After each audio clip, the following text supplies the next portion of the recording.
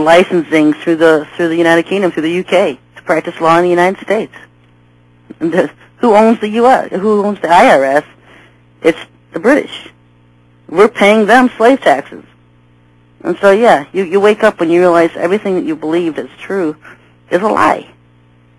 But that's the part of deciding that you want the truth. The truth isn't easy. The truth rattles boxes. It's going to change your life. But it's better to be at peace and having truth than just being in error and always wondering something's wrong, something doesn't feel right, never knowing what it is. Of course people are going to call you crazy. Of course they're going to tell you you're nuts. It goes along with having truth. Because nobody wants it. Nobody wants the truth. They like their errors.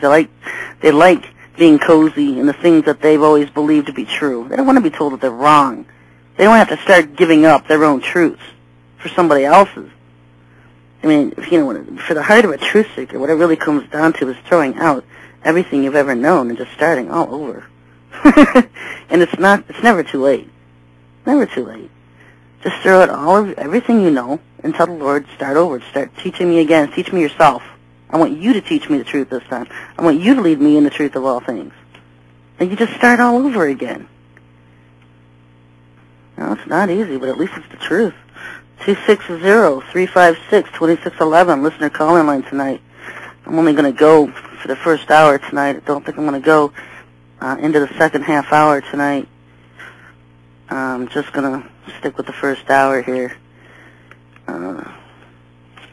Simply because, most of the dominant things that the Lord has been leading me into all week is the whole Mithra worship thing, the whole false worshiping the Sananda and claiming he's Jesus mentality.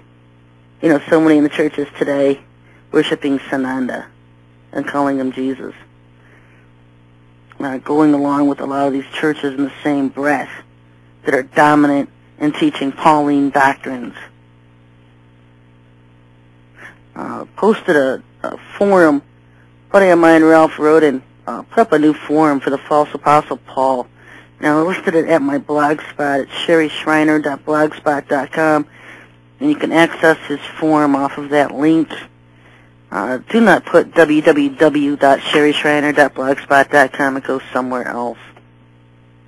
Just http sherryschreiner.blogspot.com. Obviously, folks, the worship of Mary is idolatry. It's idolatry. The Lord never told us to worship his mother. We were commanded to worship the Lord himself. Only Yahushua is the mediator between God and man, not his mother. It was just an ingenious way of duping an entire half of Christianity, which is probably the dominant and number-wise is Catholics, into idolatry. Never commanded. It's idolatry to worship his mother. It's idolatry to pray to his mother. It's necromancy. It's talking to the dead. She is deceased. She is gone on. If you were talking to Mary, if you were praying to Mary, if you were hearing from Mary, you are in necromancy. And it is idolatry. It's just more ingenious ways of Satan to subtly get all these believers into error and away from the truth. If you've looked at these Marian apparitions around the world, all of them, the ones I've studied, all of them had a UFO in there right with them. I mean, it was Mary, there was a UFO. Always together. One and two, one and the same. Because these apparitions of Mary are holographics from these UFOs. And duping all these people into believing Mary's crying on the side of a barn, Mary's in my cereal bowl, Mary's in the side of the tree. Come on, folks. Come on. Even the demonic sources, demonic imagery, not even just demonic. It's the military having fun with holographics. And that was a big part of why that one woman, the third child of the Fatima, was kept locked up. Because they didn't want her revealing anything. They weren't revealing the true source of anything. She wasn't in there voluntarily hiding as a nun all of her life. They locked her up. Kept her hidden away. Listener call in line 260-356-2611. Got 15 minutes left of the show tonight. Caller? Yeah, okay, go ahead and put them on. You're up, caller. Hello, Sherry. It's Mark from Sacramento. Hey, Mark. How you doing? Oh, pretty good. Been listening to your show. I always listen to you, whether I call or not. Just want to say hi. Got some things on my mind, though. Okay. You know, Revelation talks about somebody wearing out the saints. I can't remember who, but I'm feeling pretty worn out. With all this stuff going on, it's like, okay, I don't need to know how bad it is anymore because every time I look at it, it doesn't get better. It just tires you out. Yeah, I'm worn out. So, actually and plus, I want to warn people, and they don't listen. You know, so I feel kind of stuck sometimes. You know, I want to hear something positive, like what the Lord plans for us, what we should be doing. You know, because we should be doing something. I mean, obviously, it's not to sit here and think to ourselves how bad everything is. We should be taking some action, right? Yeah. Well, there's a lot of people fighting against the things coming. I've got 3 websites up about what we're doing with the building an Oregon network across the country. We know they're coming, and when they're here, they're going to be as miserable as possible. Okay. I like that part. Yeah, I mean, we do have a lot of people standing up and doing things that the Lord leads them to do. Mm-hmm. But it's more or less a quiet thing because there is a lot of persecution, a lot of attacks going on with people involved with this. Yeah. I don't even keep lists for that reason. Right. You know, I can't even send books in the mail. I'm doing an interview on Wednesday, the 14th, with Johnny Hayes at the American Voice. Uh-huh. And sent her books, and they were totally, I got back an empty envelope and said, we lost your contents. And the package I sent her my books in was taped and secured. Huh. And then, so they're just letting us know, you know. Yeah. And her other guest that night's already been sabotaged trying to send her stuff, and, you know, it's just. Well, it is comforting to know how all this is going to turn out. It's just, right now, I feel very much like I'm in a horror movie that I can't. That's because we don't feel like we have any control. Huh? That's because sometimes it feels like we're powerless to do anything. Yeah. But we do.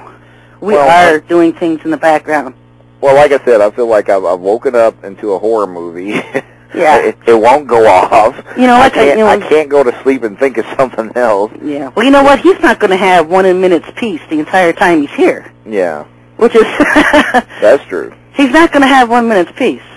Wow. And his people are standing up. It's just that when you start listening to all these couch potatoes that start screaming and whining the Lord would have us do anything at all. Oh, yeah. Oh, certainly. You know, how dare us do something, get off our butts and do anything when all we can do is pray and he'll take care of things. But you know what? What happens when this God that they pray to tells them to get off their butts and do something, gives them specific orders?